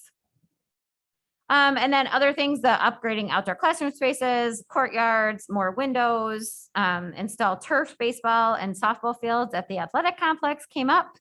And so there's several things that these are all the things that were in the survey that we asked people to prioritize to get to that top big list. And then it keeps going. Additional field trips, clubs, activities, all of those pieces are all kind of part of what people were responding to. And for each one of those items, they ranked it an area of need. And then in the comment box. So there wasn't anything, we had 79 responses in the comment box. There wasn't anything super significant or different. Like I said before, more counselors, more emotional and mental health needs supports, that continues to come up. Additional support staff for teachers, like adding aides to classrooms came up. Additional pay for teachers as they are sometimes taking on additional responsibilities. And then smaller class size also came up as suggested things to do with the money. Some of the challenges, as Caitlin said, with one-time money, we've been super cautious at this point to not do anything that will feel like it's something we're taking away from people when we no longer have this other funding. And so we're trying to think about very carefully one-time expenses, or if it is an additional social worker that's tied to ESSER dollars, making sure that the whole staff is aware that that's tied to this grant that we know for a fact is going away. We get where there's a need right now, but that we probably have a need to back that service. We'll definitely have the need to back that service out so that we don't add things to our budget that are not sustainable for us when they're no longer grant funded. And that's been very strong efforts on our whole administrative team's part to say if we're recommending it for us, or make sure that it's not something that we either can't continue to fund once we no longer have these funds, or that becomes a need for us going forward, because that then adjusts what we do with our whole annual budget. So Steve is going to talk through some of the consensus that was built from the feedback from our survey regarding HVAC and some of those control systems, air purification systems, et cetera. And then we'll talk through the dollars associated with, so with our CG Schmidt and Bray teams, we've been talking about the $248 million in CIP needs or capital improvement planning needs that would bring our buildings up to where they should be. And so Steve will talk through that contingent that is of the 248 million HVAC and these air purification, air handling unit systems, et cetera. Thank you. So, as we've been going through this whole long-range facilities master plan, one of the things we've been doing is trying to get a comprehensive view of everything. And even the ESSER funding ties in with that long-range facilities master plan. And as Caitlin said about the 248 million, part of that, the major categories for each site was looking at HVAC systems and filtration in that. So the main categories that I looked at within that 248 million then were the air handling units, univents, and air conditioning. And then if you look at this slide, you can see that these are the eligible HVAC cost estimates for the ESSER $3. And if you look at AHU replacement or the air handling unit replacement, the total cost identified in the long-range facilities master plan was almost $21 million. Then you can see I broke that down into the elementary, the intermediate, and the high schools. I did the same thing for a univent replacement, and those are the univents that are in the actual offices, the actual classrooms. And you can see the total district-wide is 1.2 million. And again, then I broke it down between the elementary, the intermediate, and the high school. And then the last big section was the air conditioning.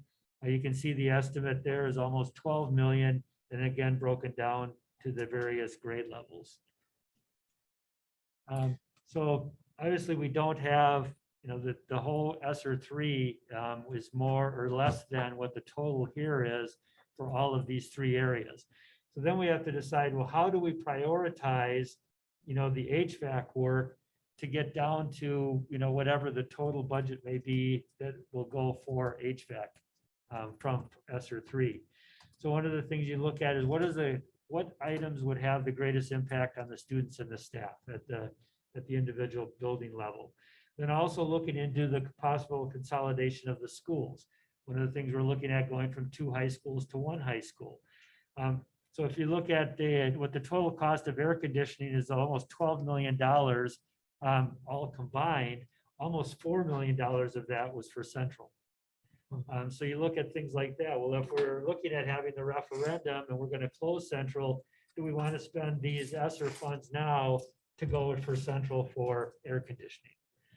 So look at things like that. Also, we talked about doing the consolidation from 3 intermediate schools to 2, and then the consolidation of 11 elementary schools to either 8 or 9. And again, as Dr. Lexman talked about, we have the capacity to consolidate 2 of our elementary schools without doing any additions or any major remodeling.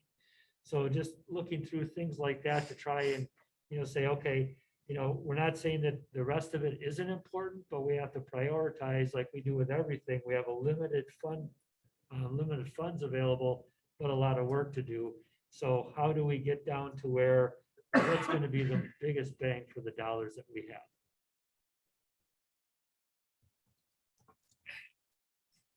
So in terms of next steps, we'll take a look at revisiting these top 5 that our community said is important in terms of our ESSER funding, and start making recommendations in terms of the buildings that are, that we put some of those HVAC needs or dollars into, in terms of the mental health supports and services that we make available, additional, I should say, mental health services and supports we make available in our schools, and things like that. So at this time, we'd look for any questions and specific recommendations or discussion from our board. So one piece, just to make the connection to the previous workshop, right? So that what we talked about as just a starting point, using $5 million from ESSER towards the high school project, well, that would really go into the mechanical, non-mechanical heating, ventilation, air conditioning systems, so that that project would need that kind of work, right? So it is an appropriate use of the ESSER funds and helps us kind of contribute some dollars towards that project to bring down the tax impact. I think. Yeah. The ESSER 3 funds in that paragraph and reading the needs with the, all the requirements, I read that and just thought how almost every single one applied to potentially putting a portion of this money towards the project. It fits that criteria pretty much to a T as far as serving underserved people in the community by putting everybody at one high school. And so I would feel very comfortable with that. Yeah, it certainly, as we've talked about before, the consolidating from 2 comprehensives down to 1 does increase quite a bit of opportunity for all learners. And that's part of what the dollars are dedicated towards, is making sure that you are adding to what you're already doing and making sure that they're dedicated towards closing some of those opportunity gaps that we know were there before and got expanded in the middle of COVID. Other questions?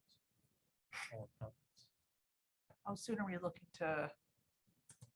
So we have 3 fiscal years, 3 Oh, additional okay. fiscal years to Okay. spend these funds. So Great. within the next 3-4 months, and our interim director of business services, who will be here for the next 3 months, we met today and he's well aware of this presentation. I actually think he's joining us on Zoom tonight. And so he'll continue then to work with the leadership and learning team, with our facilities team, and our administration to continue to make these recommendations. So we'll have a future board workshop where we'll talk through it again before we take action. And have some more specifics on some of exactly where we've dedicated the dollars so far, and then what additional supports we plan to add to the system so that we're meeting the needs that we were asked to meet by the community. And we'll talk through 2 timing. So as we know, it's a 3-year grant.